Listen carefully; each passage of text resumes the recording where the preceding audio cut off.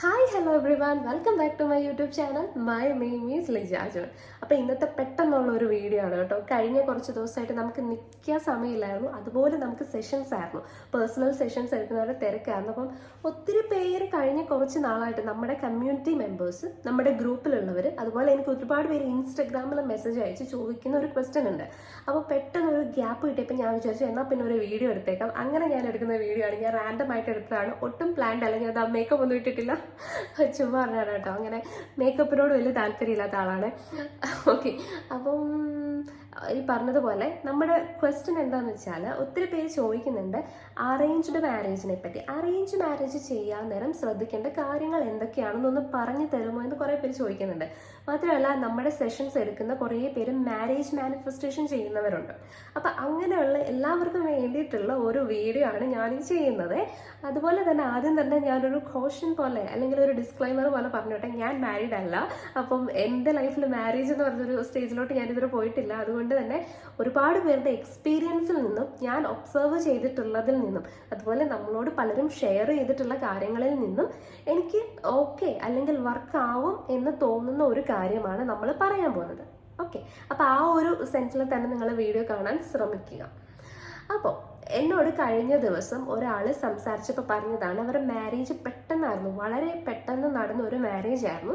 അപ്പം മാരേജിന് ശേഷം പാർട്ട്ണറിനെ അങ്ങോട്ട് കുറച്ച് നാളിന് ശേഷം ഒട്ടും അക്സെപ്റ്റ് ചെയ്യാൻ പറ്റുന്നില്ല. അതായത് അവർ മനസ്സിൽ വിചാരിച്ചതെന്ന് പറഞ്ഞാൽ അവരുടെ ഇഷ്ടങ്ങൾക്കെല്ലാം സപ്പോർട്ട് ചെയ്യുന്ന ഒരാളായിരിക്കും എൻ്റെ പാർട്ട്ണറിന്. ബട്ട് മാരേജിന് ശേഷം ആൾ കുറച്ചധികം റെസ്ട്രിക്ഷൻസ് വെക്കാൻ തുടങ്ങി. ഇന്ന കാര്യങ്ങൾ എനിക്ക് ഓക്കെ അല്ല, എൻ്റെ ഫാമിലിയിൽ അത് പറ്റത്തില്ല എന്നൊക്കെ ഇങ്ങനെ വെക്കാൻ തുടങ്ങി. അപ്പോൾ അവർക്ക് സംഭവിച്ചു പോയത് എന്താണെന്ന് വെച്ചാൽ, കല്യാണത്തിന് മുൻപ് വേണ്ട രീതിയിലുള്ളൊരു കമ്മ്യൂണിക്കേഷൻ ഇല്ലാതെ പോയി എന്നുള്ളതായിരുന്നു. അപ്പോൾ ഒന്നാമത്തെ കാര്യം, നിങ്ങളൊരു അറേഞ്ച് മാരേജിന് വേണ്ടി റെഡി ആവുന്ന അല്ലെങ്കിൽ അതിലേക്ക് ആഗ്രഹിക്കുന്ന ഒരു പേഴ്സൺ ആണെന്നുണ്ടെങ്കിൽ, ഫസ്റ്റ് തന്നെ നിങ്ങളുടെ ഒരു പാർട്ട്ണർ ആവാൻ പോകുന്ന വ്യക്തിയുമായിട്ട് നന്നായിട്ട് സംസാരിക്കുക, ഓപ്പൺ ആയിട്ട് സംസാരിക്കുക.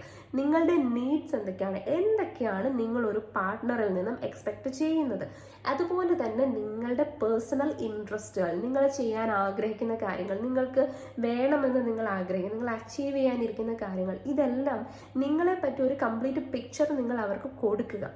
ഒരു ഓപ്പൺ കോൺവെർസേഷൻ കൊണ്ടുവരിക. അതുപോലെ പലരും ചെയ്യുന്നതെന്ന് വെച്ചാൽ, പാരൻസ് ഒരാളെ കണ്ടുപിടിക്കും, ദെൻ ആ ആളിനോട് ജസ്റ്റ് ആദ്യത്തെ 1-2 ദിവസം സംസാരിക്കും, ദെൻ ഓക്കെ പറയും, അല്ലാന്നുണ്ടെങ്കിൽ വേണ്ടെന്ന് വയ്ക്കും.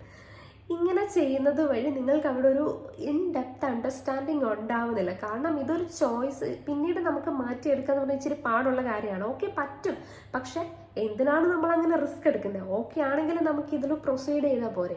സോ അതുകൊണ്ട് എപ്പോഴും വേണ്ടത്, പണ്ട് മുതലേ ആൾക്കാർ പറയുന്നൊരു കാര്യമാണ് ഓപ്പൺ ആയിട്ട് സംസാരിക്കുക എന്നുള്ളത്.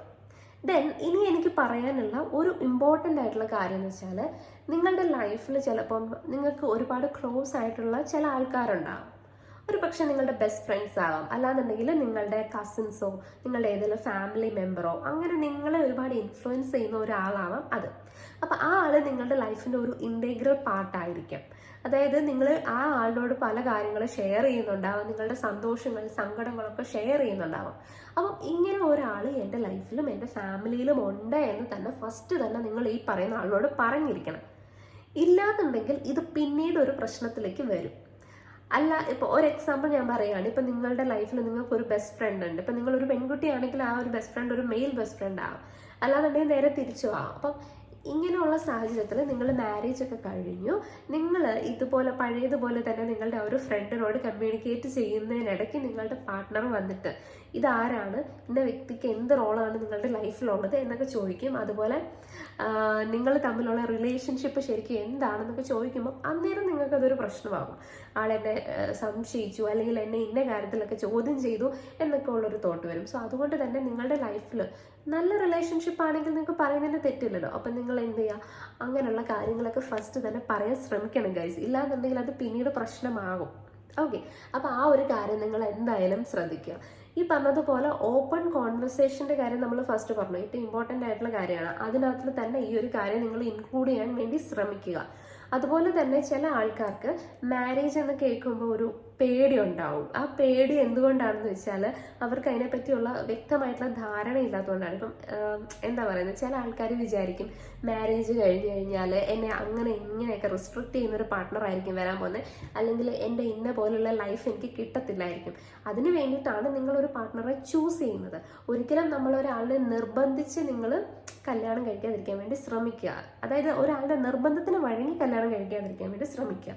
പിന്നെ നിങ്ങൾക്ക് ഒരു റിലേഷൻഷിപ്പ് ഉണ്ടായിരുന്നു, ആ ഒരു റിലേഷൻഷിപ്പിൽ നിന്ന് ബ്രേക്കപ്പ് ആയിട്ടാണ് നിങ്ങൾ ഒരാളുടെ മാരേജ് ലൈഫിലേക്ക് കൊണ്ടുവരുന്നതെന്ന് വിചാരിച്ചു. അപ്പം നിങ്ങൾ ചെയ്യേണ്ടത് എന്താണെന്ന് വെച്ചാൽ അത്യാവശ്യം നല്ലൊരു ബ്രേക്ക് എടുക്കുക എന്നുള്ളതാണ്.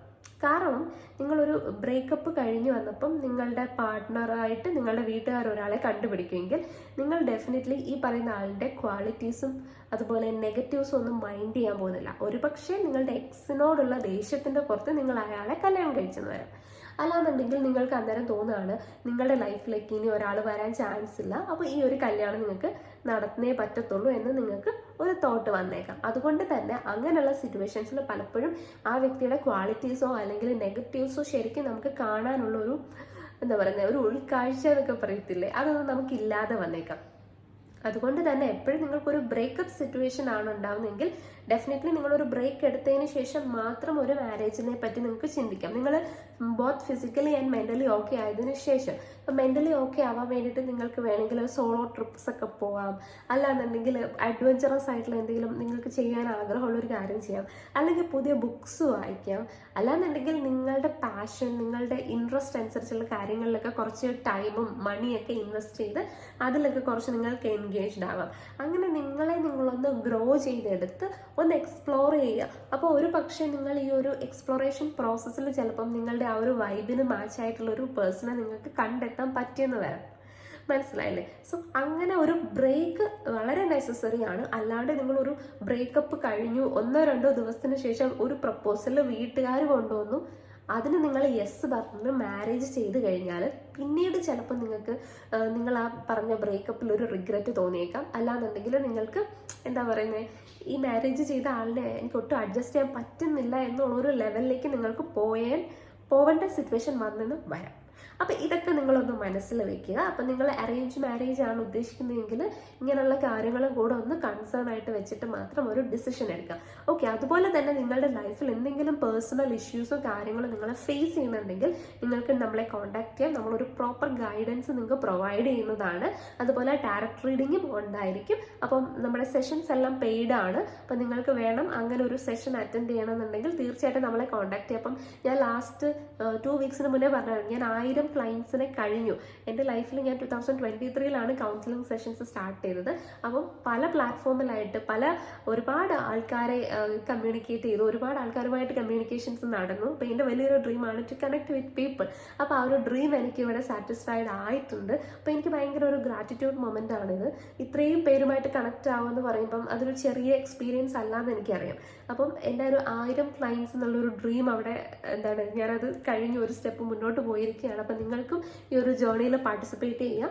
അപ്പം നിങ്ങളുടെ എന്തെങ്കിലും കാര്യങ്ങൾ നിങ്ങൾക്ക് ഷെയർ ചെയ്ത് ഗൈഡൻസ് എടുക്കണമെങ്കിൽ ഡെഫിനറ്റ്ലി ഈ നമ്പറിൽ കോൺടാക്ട് ചെയ്യാം.